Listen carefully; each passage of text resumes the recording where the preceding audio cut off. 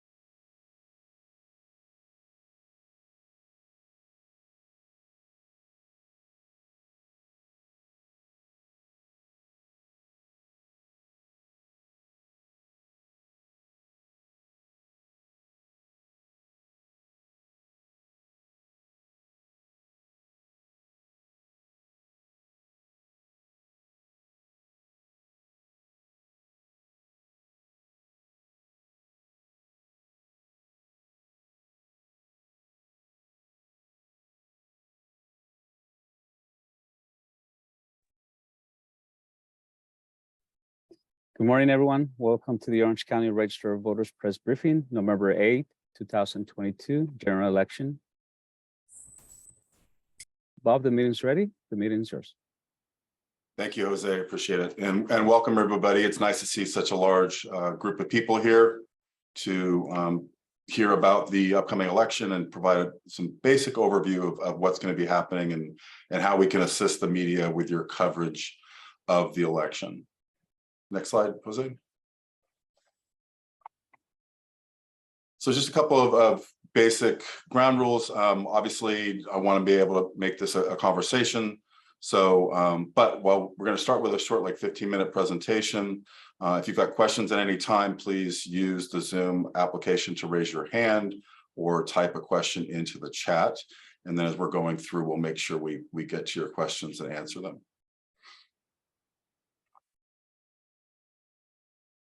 Okay, so first of all, I'm Bob Page. I am the Registrar of Voters for Orange County. I also have a number of members of my management team here. There are quite a few people on this meeting, so I don't know if I can quickly scroll through the participant list to identify all my staff members. So why don't I just go around. Justin, could you introduce yourself real quick? Yeah, my name is Justin Berardino. I'm the Deputy Director of Operations. Thank you. Kim. Good morning, everyone. Kim Hossler, Administrative Services Deputy Director. Melda, are you on? Yes, good morning, Imelda Carrillo, Election Services Manager. Thank you. Marcia, are you on? Yes, good morning. My name is Marcia Nielsen. I'm the Candidate and Voter Services Manager. Thank you. Thank you. David, are you on? Yes, good morning. I'm David Golding, the Warehouse and Logistics Manager.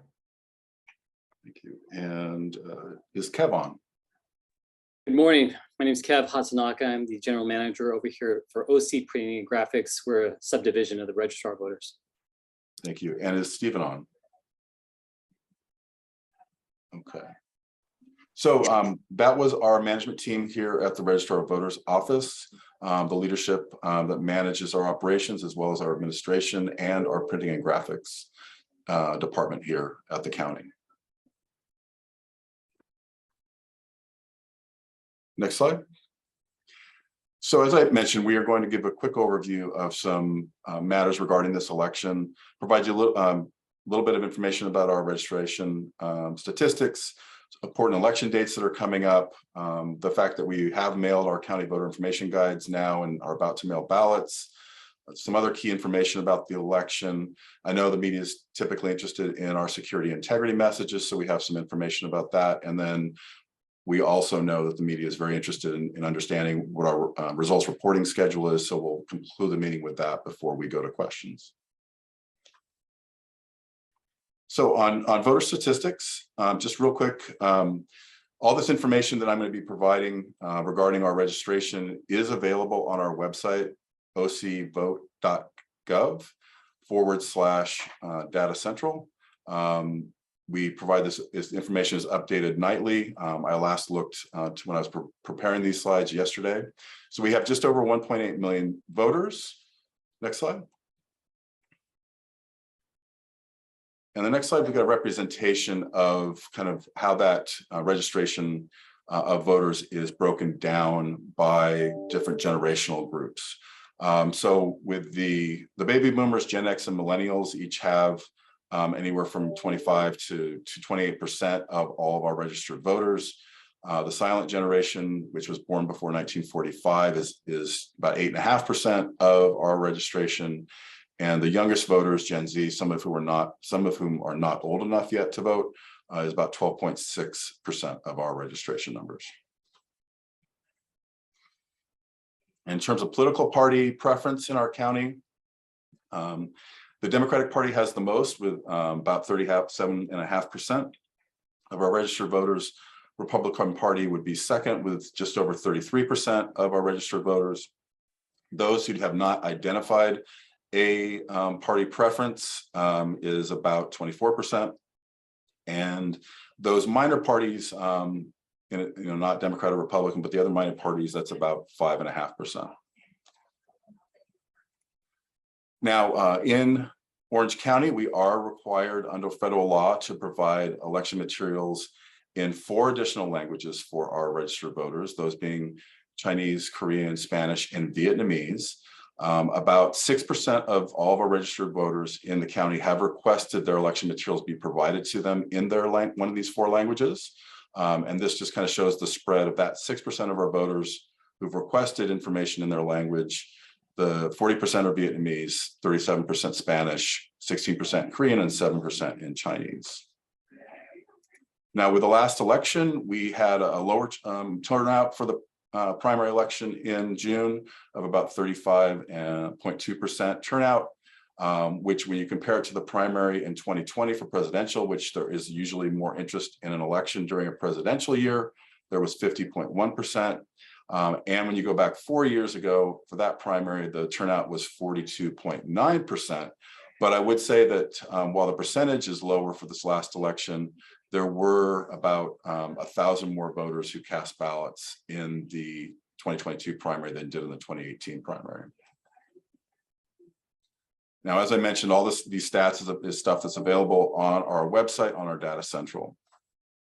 Now, going on to the election that's coming up,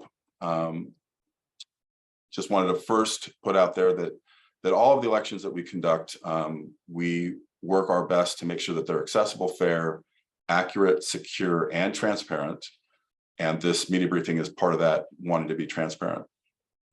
Next slide would be the basic dates regarding the election that are key to remember. Some of them have already passed, but just to give you an idea of the timelines that we're under, the official certified candidate list issued by the Secretary of State was provided on September 1st. And then we were issuing ballots to overseas and military voters about a week later. So we don't have a lot of time when we are preparing for the election, preparing a ballot to get all of that material ready to make those federal deadlines for getting those ballots out. As I said, last week, we did start mailing our county voter information guides between Thursday and Saturday. Those went out, but as we get new, I say starting because as we get new people registering to vote, we will continue to mail those out until a certain date. Mail ballots, as I mentioned, will go out on Monday to all active registered voters who didn't request a military or overseas ballot. The other important deadline is somebody's not currently registered or if they need to update their registration because they've moved. The deadline for doing that through normal processes is October 24th. But as you are aware, in California, there is conditional voter registration processes that take place the last 14 days, where somebody can come in and register to vote at a vote center or at our office and receive a provisional ballot. They can also conditionally register online, but then they have to still come in to get a ballot. Vote centers will start opening on October 29th. We're required to have 1/5 of our vote centers open on that day for the first 7 days. And then the last 4 days of in-person voting, we will have 181 vote centers open starting November 5th. A reminder that November 8th at 8 p.m. is the deadline for dropping off a ballot or voting in person.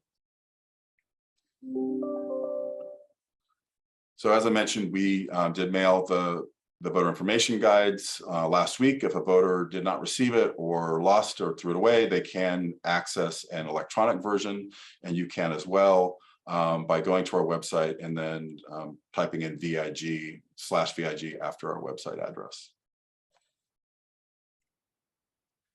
And as I mentioned, ballots will be going out starting Monday. The other thing that we encourage and would appreciate the media's help in communicating to our voters is that they can track the status of their mail ballot from when we mail it through when we count it by signing up for OC Ballot Express, which if you go to our website and then type /track, any voter can sign up to receive either email or text notifications about the status of their ballot. Now, in terms of what's on the ballot, I'm sure most of you are aware, but we do have the top 2 runoff elections from the primary for federal, state, Superior Court judge, and all 3 county supervisor offices went to runoff. And so those 2 candidates that were nominated in the primary will be on the ballot. Additionally, the state is adding state Supreme Court and Court of Appeal associate justices to the ballot. We are also conducting elections for 73 city offices and 63 school and special district offices. In addition, there will be 20 local measures and 7 statewide propositions on the ballot. In terms of that, the different types of ballots that we have in the county, we have more than 2,200 precincts, which results in us having 543 unique ballot styles that we have to produce when we're putting together the ballots. And there's 186 total candidate contests on the ballot. And all this information, we will make this presentation available in a PDF version that we will distribute after the meeting. Now, as I mentioned, vote centers will start opening on the 29th of October. We will have 37 of those that open that day, and the remaining 144 will open on November 5th. We will also have 121 ballot drop boxes located throughout the county. And you can find the locations for those with a locator map or a list on our website as well. And we are putting the finishing touches on some agreements for 5 pop-up voting events throughout the county. Those will be posted on our website soon. Okay. The other thing, obviously, right now that we're working on is hiring and training people to work in the vote centers, encouraging community members to assist their neighbors with the voting process for those who want to vote in person or get services from a vote center. We do pay more than $20 an hour for our customer service reps who work in our vote centers. We want to make sure you're aware that that is ongoing and that we are promoting that hiring process at our website, which is /jobs. If you know somebody who is interested in helping their community and making a little bit of money over a 9-day period. Now, the other thing key for our election is that we want to make sure that our voters in the county or any citizen who's eligible to vote, that they know how to register to vote and they know how to exercise that right to vote. And so part of that, our program is we have a very robust community outreach and voter education program. We've already planned about 100 events, either online or in person, between August and Election Day. These speaking engagements, we are continuing to add them as groups call us and request that we speak to their group. Now, the other thing that we're doing new for this election that we did not do the last election is that we are developing a toolkit that our community partners can use to help spread the word about the election so that their constituents know how to vote. We will be posting shortly this week a toolkit available in English, and then as soon as the English is finalized, we will start to translate the toolkit into the 4 additional federal languages we are required to provide information in. And these toolkits contain a lot of important and helpful information to our community partners. There are sample social media posts, there's sample newsletters. We've got a few videos that we've put together that they can share that are short, from anywhere from 15 seconds to a minute long, about how to vote, about how to mark your ballot, and regarding our hiring process. We also have in that community toolkit, we'll have a 1-page infographic with some key information about the election that people can share, as well as a lot of different graphics they can use in their social media or other digital advertising. Now, the other thing I know that you will likely have questions about is security for the election. So I just wanted to go over a few key points regarding how we ensure the integrity of the election and the security of it. And there are 4 basic categories of measures that we approach. One is physical, another is technical, there's process, and then our people to help protect the security of the election. Now, with the physical, that, we've got a picture here of our ballot drop box. As an example, those boxes, if you've visited one or used one before, they're made of very thick military grade metal. I believe they weigh about 1,100 pounds, but they're also bolted to the concrete. And the other thing is that the doors to be able to retrieve the ballots are individually keyed. There's not one key that works for all 121 boxes. Additionally, all the equipment that we use in an election, we use security seals on them that we can use in an audit to make sure that we're maintaining chain of custody on that. And then obviously in terms of physical controls for our office, different areas and the building itself to get into our work areas are controlled by security badge access. But when we do observation, we're obviously checking observers in and allowing them to watch what we do. But generally, like there are certain rooms like the tally room where we actually take the results from the ballot scanners and tabulate them to come up with a results report. There's only a small handful of people who are provided with access to that room. Observers can watch looking through the windows, but they can't actually get into that equipment where we run the voting system software to add up the votes. Now, in terms of technical, there's a number of different things. Some of them are listed here. But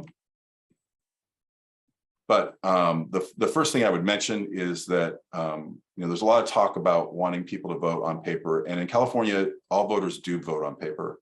Some voters may need assistance and may use an accessible ballot marking device or use a remote accessible vote by mail ballot at home and print a ballot. But there's always going to be a paper ballot that we can use for recounts or for audits. The other thing in terms of ensuring against people don't vote twice in an election, we use electronic voter rosters with our poll books.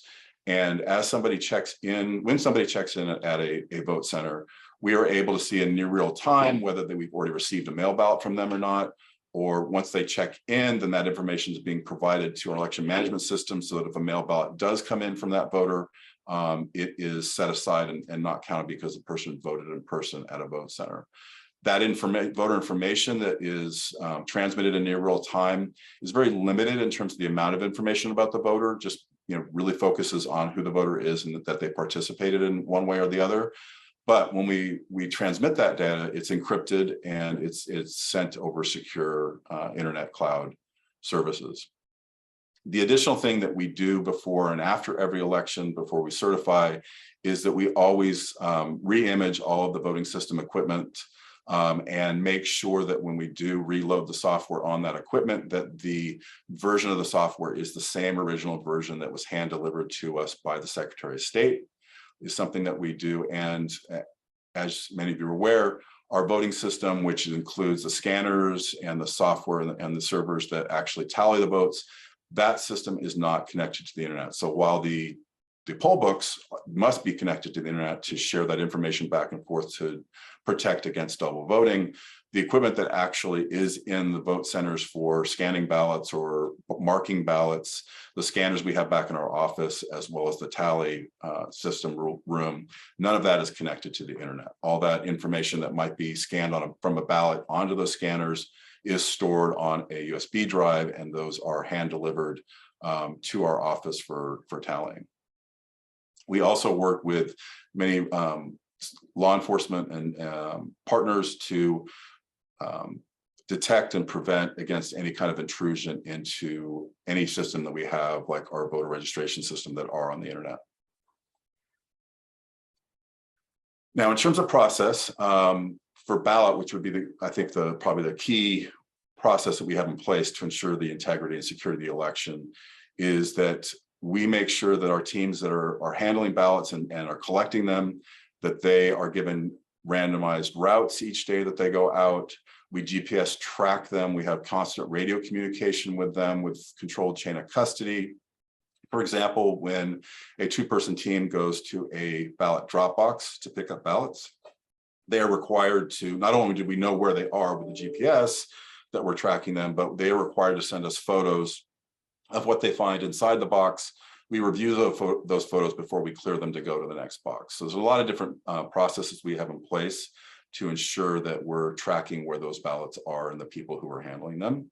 Additionally, when mail ballots do come back here, we do have a signature verification process for all vote by mail ballots. Additionally, while we're checking to make sure the voting system equipment is got the correct software version that has not been modified for an election, we do produce test ballots that we pre-mark with a pattern for every contest on the ballot to make sure we know when those ballots are run through the scanning equipment, we know what the results should be. And so every scanner that we use in an election before they're put out in the field in a vote center, we are running test ballots through them to make sure that they accurately count those test ballots. And then after election day, when that equipment all comes back to our office, we're running those same test ballots through all of those scanners again to make sure they're still accurately counting the votes on the ballots. Additionally, we operate two different audits in which we manually review ballots that have been randomly selected. One is called the 1% manual tally, where we randomly select at least 1% of all the precincts in the county and then hand count the ballots in 4-person teams to compare the hand count with the machine count.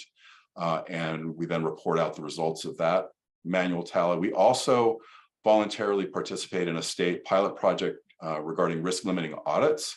And we randomly select certain ballots in contests to manually review. And that is also an observable process we do after we have counted the ballots we've received. Additionally, as I mentioned, we do have partnerships with law enforcement, the District Attorney's Office, and Department of Homeland Security regarding protection against any intrusion in our systems, testing our protections to make sure they're working and recommending ways that we can improve those. That's regularly done. And we utilize Sheriff's Department and District Attorney's Office to help us during an election to protect ballots, but also to potentially investigate or look into any suspicion of fraud that might occur during an election. Okay, next slide. So, and then in terms of the people, we run background checks on all of our employees. We provide extensive training to even those that work in the vote centers as customer service reps. As I mentioned before, any handling the ballots, collection of ballots, or moving them around within our office once they're voted, that is always done by 2-person teams. And as I mentioned, we do use sheriff's deputies and security officers at our office as well out in the field to monitor the return of ballots from the vote centers. We also have a team set up both in the field and in our office to support our vote centers and to help them with any management issue or technical issue that they have to address, that we can handle those quickly. Okay. Now, we do have a couple of documents on our website, on our election library, regarding some independent reviews of our security measures that are available for review. Those include an election security handbook that we put together, as well as grand jury findings and an analysis of our voter registration records maintenance program that was done by Caltech. Additionally, we are very committed to our quality management system and program, and are always looking for opportunities to improve our situations, identify places that we can make those improvements, keeping track of that, and working as a team to identify ways that we can improve, and making sure that the material that we're sending out is accurate. And as a result of that commitment to that program, if you go to the next slide, the Registrar of Voters did earlier this year receive certification from an international body called ISO, which recognized the quality of our quality management system, and they certified that. Now, in terms of results reporting, if you've covered election before, you've probably heard this, but we do have up on our website, we're regularly updating results after the vote centers close on the last day of voting. The first report will go up about 8:05 p.m., which that report will include results from mail ballots that were returned to us early that we've been able to process, to do the signature verification, to extract the ballots and actually scan them. And then once we start to receive the ballot counts back from the vote centers on the USB drives, we are then starting to update the results reporting every half hour. So usually the next one after 8:05 comes in about 9:30, and then we will report every half hour until every ballot that was scanned at a vote center is included in the count before we go home that night. Then following that, we do weekday reporting in the afternoon regarding whatever we process for that day. So we're very committed to making sure that people have up-to-date information about the latest ballots that we've counted.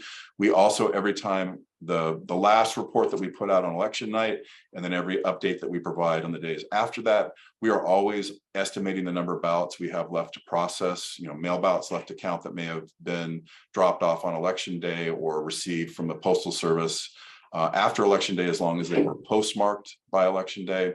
We'll estimate how many of those there are, which that number, as we get more ballots in, will continue to grow, as well as provisionals and other types of ballots that we're still having to duplicate, and that will always be posted on our website. Additionally, if you're interested in comparing data from prior elections, we do have archives of our election results, and you can run customized reports on that page. Now, the last thing I will leave you with is that we do want to assist you with your coverage of the election. And as part of that, we do ask that you reach out to us to help make arrangements for visiting vote centers or our office. There are some basic rules regarding media coverage. We can't allow you to take any images of actual ballots that are being marked by the voters.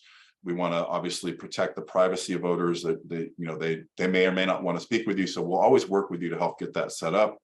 When we have a media support phone number, which is 714-567-5197. We also have a media support email, which is two words media support run together @ocvote.gov.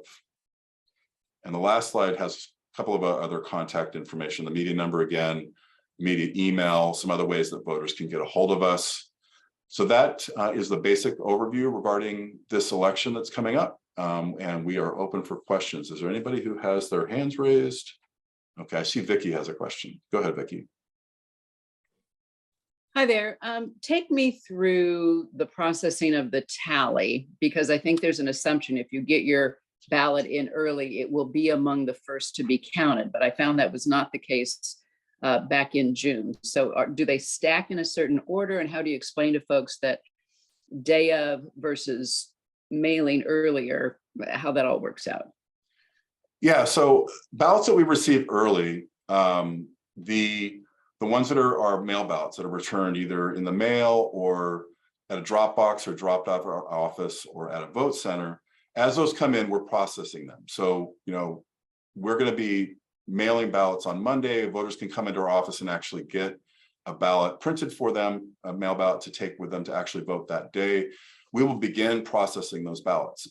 Depending on how many come in each day, you know, in our workflow, we're always working on those to get them processed. But a voter, there may be an issue. We're not taking the ballots out of the envelopes until we've compared the signature. If there's a signature issue, if 3 people on our staff don't agree that the signature on the envelope matches or compares to the voter's signature on file for the registration record, we then have a process of sending a letter to that voter to notify them of the opportunity to cure that. If they forgot to sign the envelope, we have a similar process. If they're a first-time voter who, when they registered, didn't provide sufficient identification information, we'll send them a letter that we need them to provide proof of ID before we count their ballot. All those things are happening. So it's not automatic that you mail in a ballot that it gets counted the same day or the next day. There's a process. So if you put it, like for say, if somebody puts their ballot in a Dropbox, you know, depending on what time of the day, we may not pick that up from the Dropbox until the next day. And then it needs to get delivered back here. They are run through our mail ballot sorter so that they're in the system that we received a ballot from that person. They then go through that whole process from the sorter to the signature verification teams. If they have identified a ballot is accepted for counting, then when the ballots will go back through the sorters a second time, and those ballots that are accepted for counting will be outsourced or sorted into one pile. Those that have been accepted will then go to mail ballot extractors, where there's teams there that are removing the ballots and separating them from the envelopes. And then the ballots will go to another team of people who work to review the ballots that have been extracted, to flatten them so they're easier to scan, to make sure there's no issues with the ballot that may cause them not to be read by the scanner. Say the ballot's torn, or an edge of it where there's a barcode is cut off, or maybe they used pencil or didn't completely fill in the voting target. Ballots that fall into that case then could be sent to duplication for a team of people to duplicate the votes on that ballot onto a ballot that we know will be scanned. So it's not automatic that we receive a ballot, your ballot's counted. There's a process we make sure that we go through to make sure that the ballot is acceptable for counting, and then it does get scanned.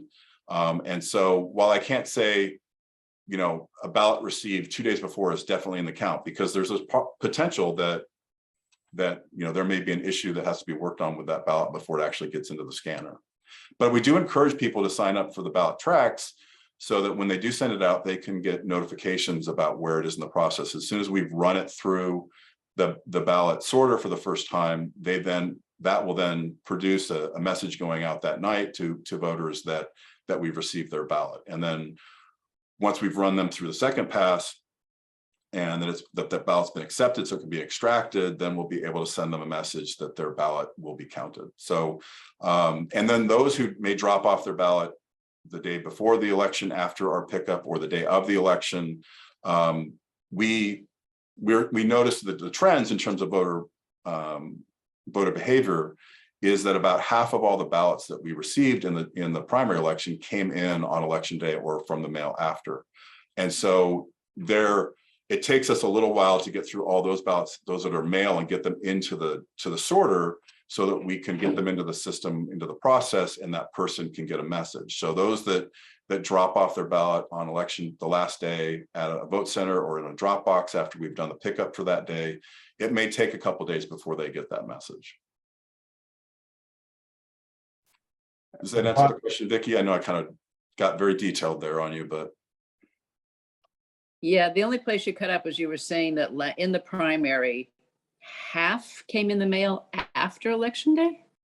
I would say about in the primary, about half of all the ballots that were cast, either in person or mail, came in on election day or in the mail after election day. Because if you mail your ballot back, it has to be postmarked by that last day, in this case, November 8th.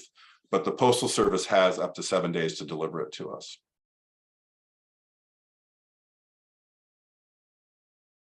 Thank you. You're welcome. Alicia. Yeah, thank you for taking questions. Can you kind of quantify or describe the current level of interest that you're seeing in people being observers and observing different parts of the process. I think you'd said recently that people are expressing interest in seeing, a wider variety rather than just watching the ballot counting. They want to watch things like seeing the ballots collected from the drop boxes. So can you kind of talk about what level of interest you're seeing, and do you expect that to continue to grow as we get towards the election day? Yeah, I do. We are seeing a lot of interest, and I'm expecting the interest in this election to be a little bit higher than it was in the primary. Especially from candidates and campaigns who we did not have a lot of them coming to watch our processes in the primary. But now that we're, having those top two races between two candidates, my expectation is there will be additional people who are interested in specific contests and watching that processing. We just did, at the end of last week, post our observation calendar notice on our website, which you go to our website, ocvote.gov/observe, it identifies that notice as well as the daily calendar that we put up, identifies when certain things start. So like it'll show that voting begins on Monday, and that we're going to start marking the test ballots for the logic and accuracy testing, and most likely start running those through the scanners Wednesday next week. And that we'll have the signature verification stations set up by 1 o'clock on Tuesday next week. So we'll start processing ballots that we get the first day by that afternoon on Tuesday. And so we've been getting requests from different groups for copies of our training materials for our customer service reps at the vote centers. We've had requests for our observation handbook, which is also posted on that webpage that I mentioned. So yeah, I'm expecting there'll be interest, and we're preparing to make sure that we can serve those observers and answer their questions when they're here. Great, thank you. You're welcome. Karen. Hi, thank you so much. And I met you last month Yes. with Justin and went through a tour, and that was really great. And I did almost 8 hours yesterday of the customer service rep training that they go through, and that was great. And all of your people are fabulous. I did have a couple questions. One of them you kind of answered with the logic testing and accuracy testing. Did you say that's next week? Yes. So as mentioned in the election observation schedule notice, Okay. we posted, we will start marking the test ballots that we will be using for the logic and accuracy test. We'll start marking those on Monday. We anticipate we will have enough of those done to start actually running those test ballots through our scanners about Wednesday. But if that shifts in any way, we'll make sure we update the daily calendar. So on our website, on /observe, you can look at the notice, which identifies when certain things will start, when we will start the logic and accuracy, when we will randomly select the 1% of the precincts for that 1% manual count, the day that we'll pick the seed number for the risk limiting audit, random selection of ballots. All those things are identified, those key milestones are identified on that schedule. But then we also have a daily calendar that's on that page that you can click on.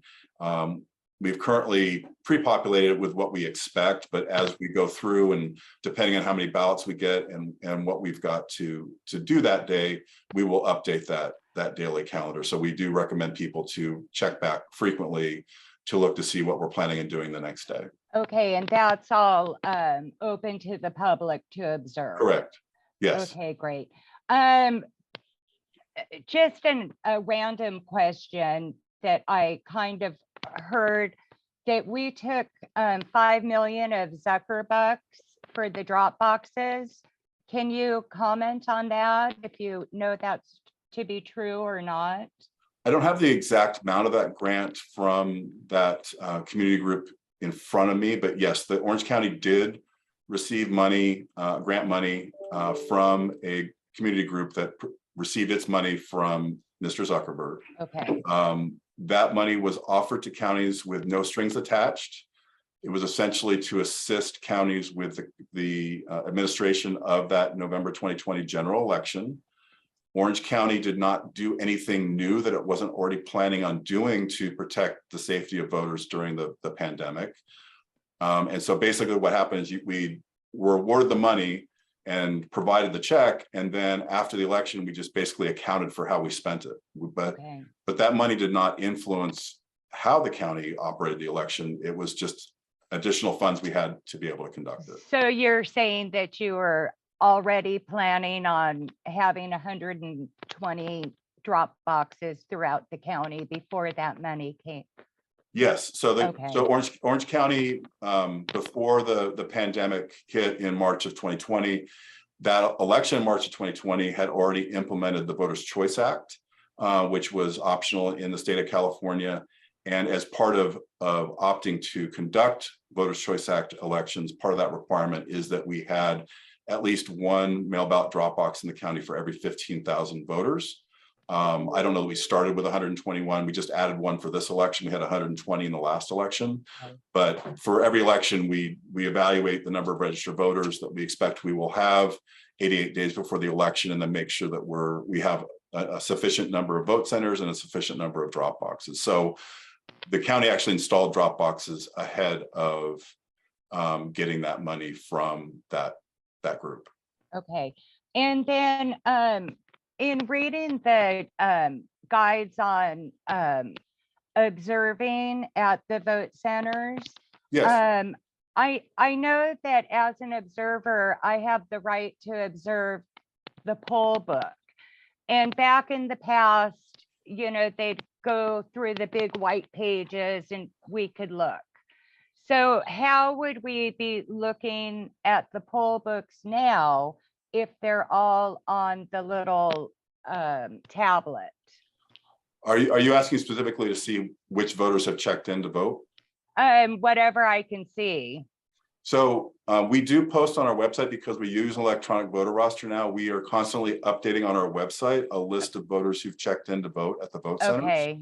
So in order to get that information, you don't actually have to look over one of our customer service reps' shoulders. Okay. To look, because you're right, in before we used electronic poll books for the roster, there would be a printed roster, and every hour we were required to post on the wall in the polling place or the vote center those people who had come in and checked in to cast a ballot. Now because we have electronic roster, we do that on our website. There's a portion on our website.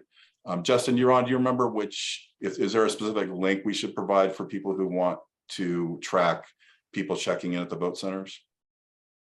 Yeah, it's ocvote.gov/street index, and I believe it's street-index. Or no, take it back. It's street index. One word. ocvote.gov/street index. One word. Okay, thank you, Justin. And then yesterday in the training that I went through, they said that at the last election that about 10% of the voters were issued provisional ballots. That seems high to me. And from previous elections, would that be a high number? And why would you think, if it is high, that it got to be 10% voting provisionally? I don't have the stat in front of me. So what we'll do is Justin will look that up right now in terms of the number of provisionals, and he'll put the percentage in the chat. Okay. For you, because it's not, I do not recall that the number of provisionals was higher than normal in the primary election. Actually, as we as a county have gone to vote centers and the use of electronic poll books, the number of provisional ballots has gone down.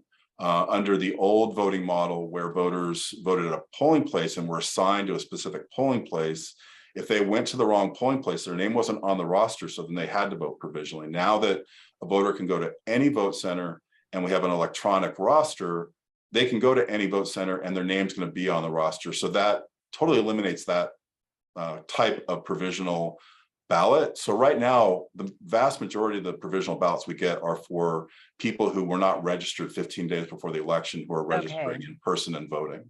But Okay. Justin will look that up and he'll make sure he posts in the chat what the percentage was. Okay, thank you. And thank you for having this meeting for us. You're welcome, Karen. Jill. Hi, yeah, thanks. Similar to Alicia's question, can you talk a little bit about what sort of interest you've seen so far in people wanting to work at the polls, more than usual, less than usual, and how many people are you hiring? Yeah, our target is to hire just over 1,000 people to be customer service reps for the vote centers. And we have actually been trending pretty well, a little bit better than the primary election. We have done a little bit more advertising and outreach to encourage people to sign up to be hired to work in a vote center. And so we think we've made a dent with some of that outreach we've done. We're confident we're going to have at least, but probably more than the number we're trying to hit. And can you actually just describe like what are the qualifications for working at a poll center? Well, Kim, do you mind? Do we have any minimum recs regarding I mean, I know we do have some basic ones, but I'm just not thinking of the actual minimum recs at the moment because I don't have the recruitment in front of me. Yeah, so our customer service representative position is within the office assistant classification with the County of Orange. So these are paid positions. They do file class specifics for any other position in the county. Standard minimum qualifications that we'd be looking for per the class specification is 1 year of office related experience or satisfactory education to supplement. We additionally find ideal candidates would of course have a strong background in customer service. So looking for folks that have been public facing, even if it's in a retail environment, have that skill set and ability along with some basic office experience just to give them the structure that we need to trade to. Thank you. And Jill, if you go to our website to the /jobs, you can, some of this information that Kim's provided is available there as well if you need to get in, if you forget and need to go back and check. Okay.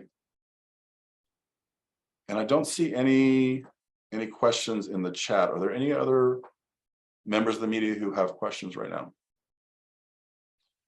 As I mentioned before, we are recording this. We are going to be providing a PDF version of the presentation, so you have the information and the contact information at the end. We're also working up this will not be the only media briefing we do for the election. Closer to the election, we are planning to do another one. So the details of that will be coming out shortly. Can I actually ask one more quick question so I don't have to call you afterwards? Yes. Does the registrar's office track? So I know you can look at the number or the percentage of people who registered voters who cast ballots. Can you get the data on specific offices? So in other words, if a certain percentage of people didn't vote for city council as opposed to the percentage who did vote for whatever Senate office? Yeah, so we do have, for every election, we put out a statement of votes, report, which identifies for every contest on the ballot how people in each precinct actually voted. Okay. And if you review that, you should be able to kind of crunch the numbers and see, okay, like in November 2020 general election for president, you can see, okay, we've got this many votes cast for president, but then this many votes cast for the mayor of Santa Ana or something like that. So you by looking at that, you'll be able to do some analysis and see where people down ballot may have not voted, where there's some undervotes, or you'll just see different trends by precincts. You won't be able to see how, obviously, all voting in California is secret, so you won't be able to see actually how individual voters voted, but you can see if they participated and how many voters in a precinct voted for each candidate in that report. The one caveat I will make is if they're in a precinct, if there are 10 voters or less that cast a ballot, we will keep that precinct's votes for candidates confidential because it makes it too easy to figure out how people voted with that few in number. So under state law, we're allowed to make that portion of the statement of votes confidential. But all that information is available on our website. And if you ever need help kind of understanding what you're looking at or how to crunch the numbers, you can always contact Justin or I, and we can help walk you through that. Thanks very much. You're welcome. Hey, Vicky. You know us, always one more question. And I don't know if this is appropriate, but anecdotally, are you hearing the thing or a thing that might be driving folks to polling places this year? I have not actually. Obviously, there are some groups out there that encourage people to vote in person. And the key thing to remember regarding elections in Orange County and in the state is that we provide voters with several options for casting a ballot. So we are mailing a ballot to everybody, next week, but it's each individual voter's choice in terms of how they return that. They can return it by mail. We've paid for the return postage. They can put it in one of our drop boxes.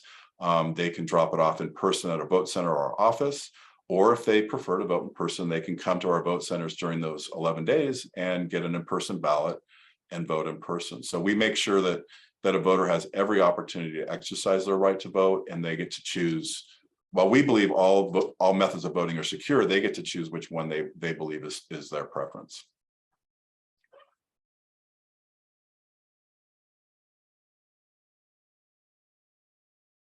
Okay. And Karen, you saw Justin's information about the provisional ballots. So those of you, maybe in case anybody's calling in, what the data was for the June statewide direct primary election in terms of percentage of ballots cast and how many were provisional, it was actually 0.02% of all the ballots that were cast in that election were provisional ballots. Okay, maybe it was 10% of the in-person vote at that certain vote center. But that was something that was said yesterday in the training. So it was just something that piqued my interest. Yeah, and as Justin pointed out, when you add those who were same-day registration and voting, right, that increases the percentage of provisional ballots to 0.19%. Okay. So I appreciate you letting me know that you heard something in training. I will make sure that I confer with the training team to make sure that we're messaging that properly. Because bottom line is that as the stats show, we didn't see any large bump in provisional voting in the last election. Okay, thank you for clarifying that. And thanks, Justin. You're welcome, Karen. Okay. Well, I do appreciate everybody coming today to get this basic overview for the election. If you are interested in observing or coming to any of our vote centers, please contact us at the media support numbers or email so we can help coordinate that for you, so that our staff that's working at a vote center is ready and not surprised when you show up, and and make sure that they accommodate you properly. If you have any other questions, you can always contact us as well. Oh, and I see there is a question regarding where the PDF for this presentation will be posted. If I real quick go to our website, if I remember correctly, for the one we did for the primary election, we actually posted it on our media page, which is ocvote.gov/media. And yeah, so there's a menu item on that page called kits, press kits, and we will put it in that folder so that it's available. And we'll make sure that's up by tomorrow. We are also, we'll post that today, and then we're going to make sure this presentation's translated in the 4 additional languages, and we'll try to get that done this week and get that posted for any language media that we have.